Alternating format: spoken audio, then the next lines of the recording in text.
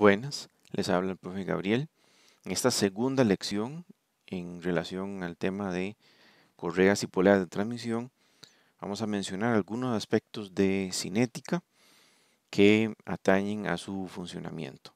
Ya hablamos en una lección pasada acerca de los tipos y casi todas las afectan las mismas características: la velocidad de paso, la fatiga por diferencia de tensiones, la posibilidad del resbalamiento. En principio, hay que considerar que la potencia va a ser entregada a un eje. Entonces esa potencia va a ser un torque multiplicado por una velocidad de rotación. Ese torque va a ser generado por una diferencia de tensiones. Una polea va a estar afectada por una tensión mayor, FA, y una tensión menor, FB. Y cada una de esas tensiones va a estar aportando torsión en dirección contraria. La tensión mayor va a ser la que vence. La tensión mayor FA va a producir un torque de FA por RP, donde RP es el radio de la polea, pero ella no se puede usar toda esa tensión para producir torque. Va a haber una tensión menor que está trabajando en contra de eso. Obviamente en una aplicación real uno querría que esa tensión menor sea lo más pequeña posible para aprovechar lo más posible lo que la tensión mayor, que es la que fatiga la correa, por cierto, lo que la tensión mayor está haciendo. Entonces está, por un lado, FA por RP menos FB por RP. Entonces esa diferencia de torques netos es el torque 1, ese es el torque que una polea, ya sea la polea mayor o la polea menor, no importa, va a estar transmitiendo. En este caso, si tomamos como omega 1 la polea menor, pues evidentemente sería la potencia de entrada a la transmisión. Si ustedes ven de esa ecuación, podemos sacar a factor común RP, es el radio de la polea, y quedaría, como ven en la ecuación abajo, que es que diferencia de tensiones por radio de paso por omega es la potencia transmitida. Ese grupo omega por radio de paso en realidad es la velocidad tangencial de la polea. Eso es un parámetro fundamental que sirve no solo para efectos de cálculo, sino también para escoger el tipo de correa que se va a utilizar. Si la velocidad de paso es muy alta, digamos 8000 o 12000 pies por minuto, seguramente se va a preferir una correa más liviana, una correa menos densa. Al contrario, si esa velocidad de paso es baja, no importa que la correa sea muy pesada, sea muy densa. El caso es que esa velocidad de paso es un parámetro fundamental y convencionalmente esa potencia se puede dar como diferencia de tensiones por velocidad de paso. Esa velocidad de paso en teoría es constante. En teoría, en una transmisión por polea y correas perfecta, la misma velocidad tangencial de la polea menor va a ser la velocidad lineal de la correa y va a ser igual a la velocidad tangencial de la polea mayor. Eso en realidad no ocurre. En transmisiones reales hay un poco de resbalamiento, a no ser que sea una correa dentada, por supuesto, pero siempre vamos a tener un poquito de resbalamiento. Aquí en ese diagrama está muy exagerado, pero precisamente es para ilustrar lo que en realidad ocurre. En una transmisión real, la velocidad de paso mayor la tiene la polea de entrada. Digamos que es la polea menor en este dibujo, que es esa VP1. Entonces, como la correa se va a resbalar, su velocidad de paso, la velocidad del paso de la correa VPC, va a ser un poquito menos. Y donde ella le entregue a la polea mayor, también va a haber un poco de resbalamiento, suponiendo que la potencia entra por la polea menor y sale por la mayor, va a haber otro poco de resbalamiento. Entonces resulta que la velocidad de paso de salida va a ser menor a la velocidad de paso de la entrada, solo que no mucho más grande, va a ser solo un poco más grande la velocidad de paso 1 de la velocidad de paso 2 o de la polea de entrada respecto a la polea de salida. Esto en principio no es un problema, nada más es algo que uno tiene que tener en mente que va a ocurrir. Donde sí se vuelve un problema es a la hora de utilizar estos datos para cálculo de las relaciones de transmisión. Como podrán imaginarse, la relación de transmisión típicamente se da, al igual que con engranes o con cualquier otra transmisión entre ejes, como la proporción de velocidades. Aquí estamos mal acostumbrados, si se quiere, de los engranes, en donde la velocidad de paso del engrane menor es igual a la velocidad de paso del engrane mayor. Tienen que serlo porque son dientes que están interactuando. Entonces, si aplicamos ese mismo principio a las poleas, eso va a ser cierto, pero solo si no hay deslizamiento. O sea, la velocidad de paso es igual para los dos en esa condición y eso lo podríamos migrar a esa relación de transmisión. Podemos decir que la relación de transmisión es igual a la velocidad de entrada entre velocidad de salida, que es igual a el radio de paso de la polea mayor entre radio de paso de la polea menor, y sería igual también al torque de la polea mayor entre el torque de la polea menor. Digamos, el que sale por la mayor entre el que entra por la menor. Pero en realidad ese no es el caso. En realidad hay deslizamiento. Entonces esas velocidades son ligeramente diferentes, como acabamos de explicar. Entonces quiere decir que se generan dos relaciones de transmisión. Una aplicable a los torques y otra aplicable a las velocidades. Entonces la de torques no cambia. Como la multiplicación de torque se debe solo por la diferencia de brazos de palanca, radios, la razón de radios de las poleas, entonces siempre el torque de salida va a ser proporcional al torque de entrada según la relación de radios de paso. Pero las velocidades no. Una cosa es la relación de brazos de palanca, que no es afectada por el deslizamiento, y otra cosa es la relación de velocidades, que sí es afectada por el deslizamiento. Entonces, como ese omega 2 en realidad va a ser más pequeño de lo que hubiera sido si no hubiera deslizamiento, entonces la relación de velocidades, no la relación de torques, la relación de velocidades, ese m sub omega, va a dar mayor que la relación de radios de paso.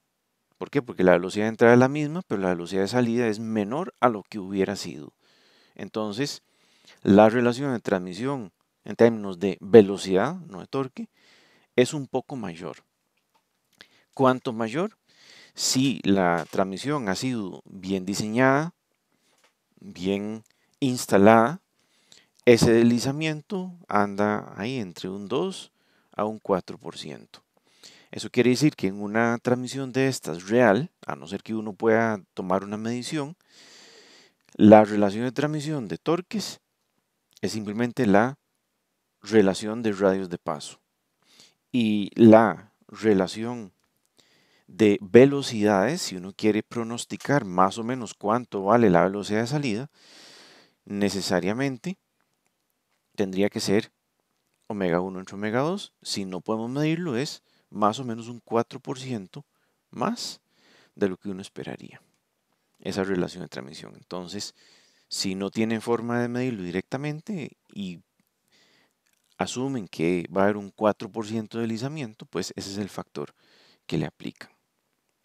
Ya que les hablo del radio de paso, eso está directamente relacionado con el diámetro medible en la polea, pero es la distancia que hay entre el centro de rotación y el centro de área de la sección transversal de la correa. Esa distancia ese es el radio de paso. Entonces, en algunas poleas, por ejemplo, una correa plana, el radio de paso sería el radio de la polea más el mitad del espesor de la correa. En bandas V, como la que está ahí dibujada, no es ni el radio interior ni el radio exterior, es algo intermedio, ahí es justo en el centro de área de ese trapecio. Entonces, en teoría uno tendría que calcular con precisión eso. En la práctica, por dicha, por ejemplo, lo que son bandas V, el radio nominal, el radio comercial con el que uno especifica la polea, coincide con el radio de paso. Entonces, eso facilita muchísimo los cálculos de relación de transmisión. No así su medición directa, pero por lo menos sí su relación de transmisión. En una lección posterior, en donde se seleccionen poleas, se va a ver que además no es cualquier radio de paso, cualquier diámetro de paso el que está disponible, son solo ciertos diámetros de paso los que están disponibles comercialmente según el tipo de polea. Para ponerle un poco de números a este fenómeno del resbalamiento, vamos a tomar el caso de una transmisión alimentada por un motor eléctrico que se le midió la potencia eléctrica consumida como 17 kilowatts aproximadamente y con una eficiencia de catálogo para esa velocidad de rotación del 96%. Esa es la eficiencia mecánica de ese motor eléctrico. Entonces, ese motor está conectado directamente a la polea menor de 6.8 pulgadas de diámetro de paso. La correa lleva esa potencia a una polea mayor de 18 pulgadas de diámetro de paso y se midieron directamente, así como se midió la potencia eléctrica consumida, se midió con un tacómetro la velocidad de rotación del motor, 1866 revoluciones por minuto, y la velocidad de la polea mayor, 655 revoluciones por minuto. Y lo que nos estamos preguntando son, bueno, ¿cuál va a ser el torque de salida y cuál va a ser el resbalamiento? O sea, cuantificar el resbalamiento. Como aquí medimos, no tenemos que asumir que fue 4%, 2%, 10%. Como tenemos la medición directa, en este caso, de las velocidades de los dos, se puede cuantificar exactamente. Entonces, lo primero es ver cuánto falla. Si tenemos relación de velocidades, entonces tomamos las velocidades, la relación de transmisión según las velocidades es de 2.85. Según los radios de paso es de 2.65. Entonces, obviamente hay resbalamiento, pero aquí lo importante es que el torque no se va a ver aumentado en 2.85 veces. Es la velocidad la que se va a ver disminuida en 2.85 veces, pero el torque solo se verá aumentado en 2.65 veces. Vean que es muy fácil confundirse, creer que esa relación de transmisión prima aplica para torque y para velocidad por conservación de la energía, pero eso no es cierto. No porque no se conserve la energía, sino porque precisamente hay energía que se desperdicia en el resbalamiento. Entonces, por eso, el torque se tiene que tratar con una relación de transmisión por separado del de las velocidades. Como referencia, aquí están calculadas las dos velocidades de paso, la de la polea menor y la polea mayor, según su diámetro y según su velocidad angular real. Entonces, poniendo las velocidades en las unidades típicas para el sistema inglés, entonces nos quedan esos dos números que ustedes ven ahí. Y, como pueden ver, la velocidad de la polea de entrada de potencia es mayor, y bastante mayor, casi un 10%, que la velocidad de paso de la polea menor. Entonces, haciendo el trabajo, cálculo porcentual de esa diferencia, ese resbalamiento es de 7%. Entonces ahí seguramente hay un problema. Puede ser que las correas no estén correctamente tensas, puede ser que las correas estén desgastadas y por ende estén resbalando, o haya algún otro problema que esté generando ese resbalamiento. El asunto es que o hay que reparar esa transmisión o hay que rediseñarla. Tal vez simplemente la correa no está pensada para llevar esa potencia o no puede llevarla a esa velocidad. Entonces, el otro dato que nos pedían era el torque de salida. Entonces, para eso empezamos por el torque de entrada.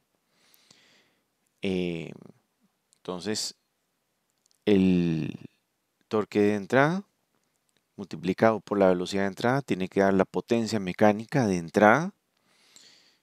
Entonces, ese torque 1 multiplicado por ese omega conocido tiene que ser igual a esos 17.3 kilowatts afectados por la eficiencia, que son igual a 22.3 caballos. Entonces, despejando para ese torque 1, entonces da 752 libras pulgada. Ese es el torque de entrada. Para conseguir el torque de salida, usamos la relación de transmisión aplicable a torques, que es la de los radios, y entonces da ese número que ustedes ven ahí, 1991. Esto lo podemos aprovechar nuevamente para ver cuánta potencia estamos perdiendo. Entonces tenemos potencia de entrada, que es torque 1 por omega 1, y tenemos potencia de salida, que hubiera sido torque 2 por omega 2. Entonces, como pueden ver, entre esos 22.5 caballos en comparación con estos 20,7 caballos, hay una buena diferencia, se están perdiendo en forma de calor, básicamente, cerca de un caballo, precisamente por esa condición de resbalamiento. Entonces, vean cómo eso es apenas una muestra, precisamente de las ineficiencias que pueden haber por algo tan fácilmente despreciable, algo que uno fácilmente puede ignorar, que es un pequeño resbalamiento.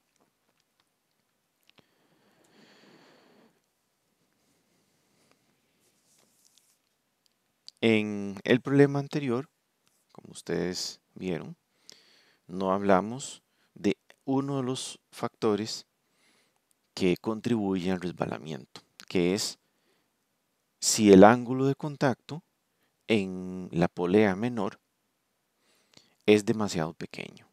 En esa ilustración, ahí tienen con la letra Φ señalado el ángulo de contacto mínimo. Entonces, como pueden ver, esa superficie, esa longitud de contacto en la polea menor es mucho menor que la longitud de contacto en la polea mayor.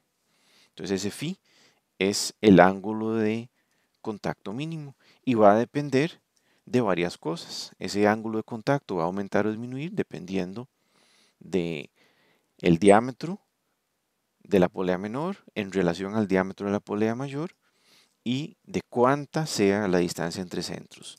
En ese dibujo, si ustedes se imaginan que la distancia entre centros aumenta, entonces también va a aumentar ese ángulo de contacto y eso es algo bueno, eso es algo que me ayuda al rendimiento. Entre mayor ángulo de contacto, más área hay para transmitir potencia por fricción. Entonces, hay menores posibilidades de resbalamiento. Eso por un lado. Entonces, eso es un aspecto que nos puede interesar cuantificar, ¿verdad? ¿Cuánto vale ese ángulo de contacto de acuerdo a la distancia entre centros, C sub 0, diámetro mayor y diámetro menor? Pero también hay otro asunto. Las correas se venden, las que más potencia pueden transmitir, perdón, se venden cerradas, no se venden abiertas para pegarlas ahí con grapas o pegamento, sino se venden cerradas con una cierta longitud de paso Ahora, esa longitud de paso es sobre ese perímetro de paso, que no es ni la espalda ni el interior de la correa, sino que está ubicado justo sobre su centroide. Entonces, comercialmente, esas correas, como se venden cerradas, quiere decir que según el diámetro de las poleas que le montemos, para una cierta longitud, entonces vamos a tener en consecuencia una cierta distancia entre centros. Entonces eso es lo que vamos a tratar de buscar por acá, una relación entre esas variables. Momentáneamente no hablemos de ángulo de contacto phi, sino hablemos de beta. Vean que ese beta es igual en las poleas menores que en las mayores, igual del lado de la entrada del contacto que de la salida del contacto. Entonces esos betas son iguales para las dos poleas porque son tangentes esas líneas a los dos círculos de paso. Entonces, la longitud de paso, o sea que está sobre esa línea de centro de área, esa longitud de paso sería la longitud de los dos arcos más la longitud de los dos segmentos rectos L que ustedes ven ahí. Entonces la longitud de paso completa sería básicamente 2 veces L, pero L es la distancia entre centros multiplicada por el coseno de beta. Vean que esa distancia entre centros, que coincide con la longitud de esa línea verde que ustedes ven ahí, esa distancia entre centros es la hipotenusa de ese triángulo que tiene, bueno, por hipotenusa, ese segmento verde, un cateto es L y el otro cateto, ven que ahí es donde se genera el punto de tangencia, o sea, es un triángulo rectángulo.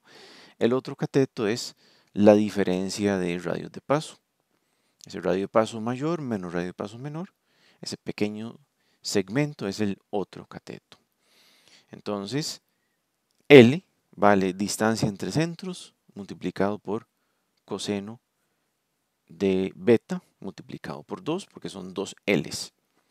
Esas son las contribuciones de los segmentos rectos, más las dos longitudes de arco, que serían el phi 1 por radio de paso más phi 2 por radio de paso mayor. O sea, el ángulo de contacto, phi 1 es el ángulo de contacto de la polea menor y phi 2 es el ángulo de contacto de la polea mayor. Entonces ahí tenemos L más arco de la polea menor más arco de la polea mayor. Lo que sucede es que aunque eso es cierto, no se están apareciendo incógnitas. Y una de ellas es justamente sus ángulos de contacto. Por dicha, se pueden poner como función de beta. El ángulo de contacto menor es 180 grados, o sea, pi radianes, menos 2 beta. Y para la polea mayor es al revés, es 180 grados más 2 beta. Entonces, beta es el que necesito conocer ahí. Y devolviéndonos al triángulo rectángulo que teníamos ahí, con ese segmento verde como hipotenusa, entonces el seno de beta es el cateto opuesto, radio de paso mayor menos radio de paso menor, entre la hipotenusa, que es la distancia entre centros.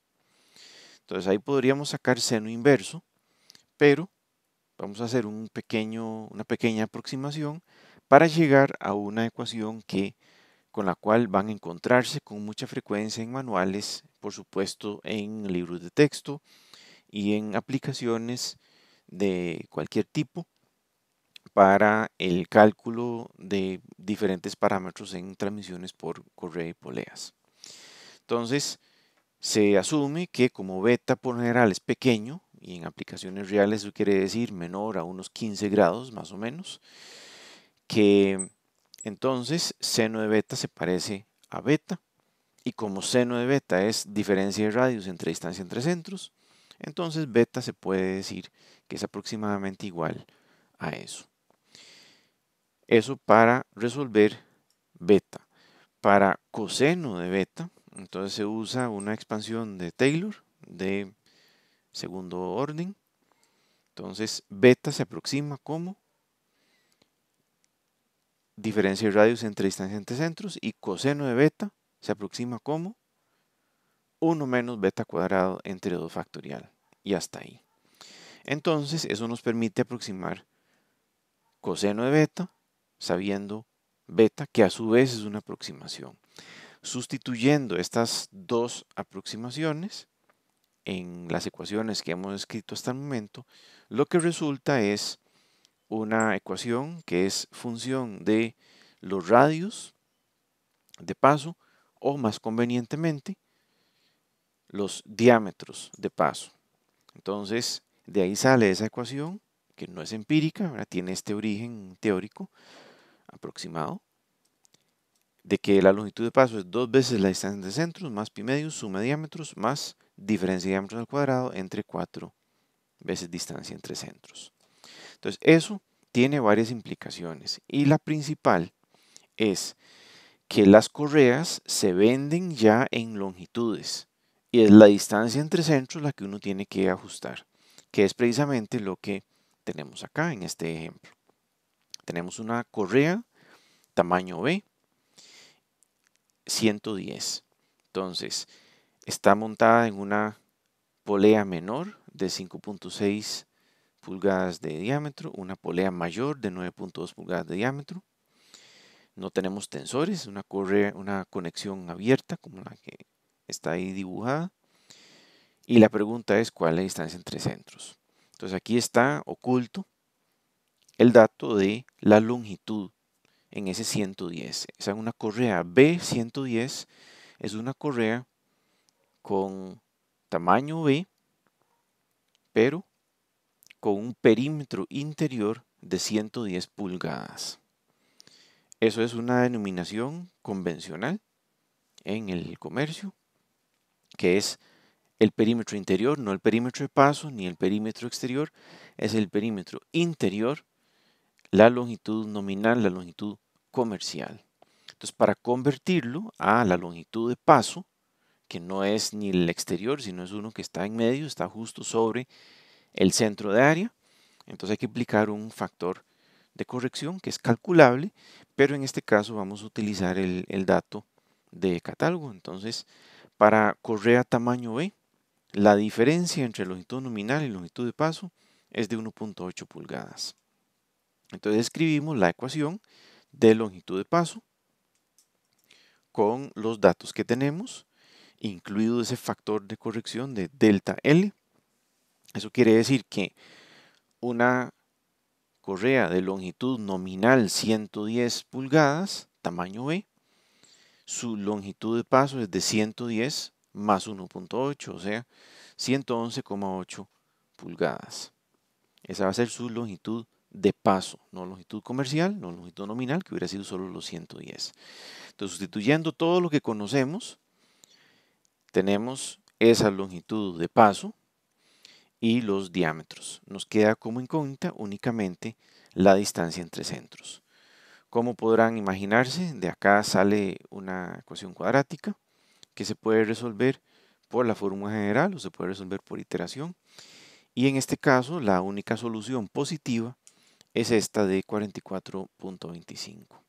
Entonces, esta es la distancia entre centros que hay entre los ejes. No va a ser exactamente eso a la hora de la realidad. Si uno instala esta correa, por pequeños defectos de manufactura en la correa, por la elasticidad en la correa, seguramente esa distancia va a ser un poco diferente, tal vez 44.2, tal vez 44.3, no importa, es simplemente una característica del material. Entonces, no se preocupen mucho de muchos decimales en este caso, si es necesario muchas veces saber más o menos cuánto es, pero no hay que creerle ahí a más de un 1%, un 0.5% de precisión, precisamente por los aspectos que les acabo de señalar. Esta longitud de paso tiene que mantenerse constante, no podemos estirar mucho tampoco, es un poquito lo que se estira. Entonces cuando tenemos cajas de cambios que no son de engranes, sino cajas de cambios que son de poleas, como esa que ustedes ven ahí, no podemos simplemente montar y desmontar sin hacer algo. O se escogen las poleas para que siempre la longitud de paso sea la misma, o se provee un mecanismo para poder acercar o alejar, por ejemplo, el motor del punto de entrada de potencia.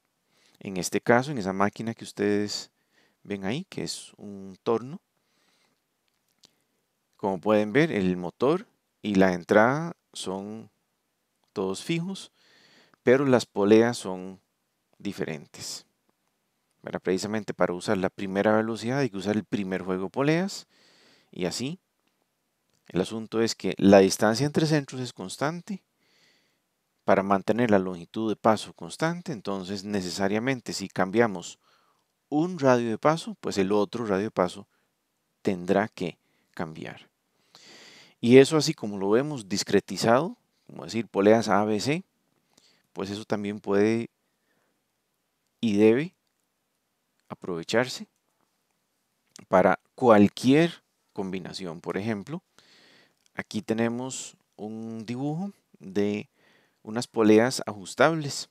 Se puede cambiar indirectamente su radio de paso, acercando y alejando los conos que precisamente componen cada una de ellas. Entonces, permite variar lo que uno quiera la relación de transmisión. Entonces, básicamente lo que está ocurriendo es que la separación o el acercamiento entre esos platos cónicos tiene que ir coordinado perfectamente para que la longitud de paso sea constante, a pesar de que la distancia entre centros sea constante. Entonces vean cómo cambian en esa pequeña animación o en esta otra, cómo cambia no solo el radio de paso, sino donde cambia la distancia entre esos platos cónicos para lograr ese cambio en el radio de paso. Entonces, esto se puede lograr de muchas maneras. Aquí obviamente está en animaciones, en donde es fácil nada más que digitalmente las cosas ocurren. Esto en realidad se puede lograr mecánicamente, ya sea por medio de resortes, por medio de mecanismos de avance tipo tornillo, como en los que ustedes ven acá, pero también se podría lograr con mecanismos centrífugos o con pistones hidráulicos que controlan con precisión la posición relativa de un plato respecto de otro. Estos mecanismos centrífugos son muy comunes en motocicletas pequeñas, eh, por ejemplo las que convencionalmente se llaman que tienen transmisión semiautomática, muchas veces tienen algún tipo de mecanismo como este. También en aplicaciones industriales hay sistemas de arranque donde una polea de estas está conectada al motor para precisamente que a menores velocidades entonces tengamos mayores radios de acción para lograr mejor multiplicación de torque, por ejemplo, para efectos de un arranque. Este acercamiento, alejamiento también podría ser mediante pistones hidráulicos, controlado, como en el caso de estas transmisiones, por un computador.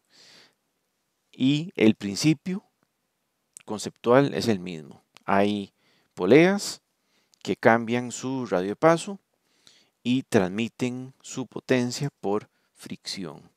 La diferencia, al menos en esta transmisión en particular, es exactamente cómo trabaja esa correa. Como pueden ver, la correa son un montón de segmentos, como los que ustedes ven ahí. Esos segmentos están desconectados entre sí.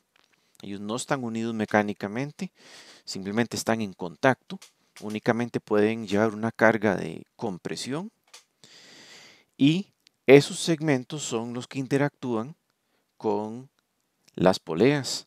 Esas fajas, como en color amarillo dorado que ven ahí, ellas no llevan tensión y no están en contacto friccionante con ningún otro componente.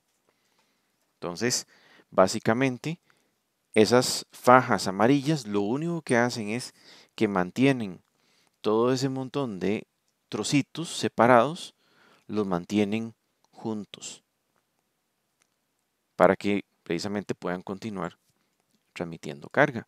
Pero lo hacen no por tensión, lo hacen por compresión. O sea, la carga, como esas piezas están sueltas entre sí, esa carga no se transmite por diferencia de tensiones, sino por diferencia de compresiones. Unas poleas, un juego de poleas empuja, como decir, una pila de estas piecitas que está en contacto con precisamente la otra polea. Entonces, más bien, en lugar de ser unas poleas por diferencia de tensiones, es por diferencia de compresiones.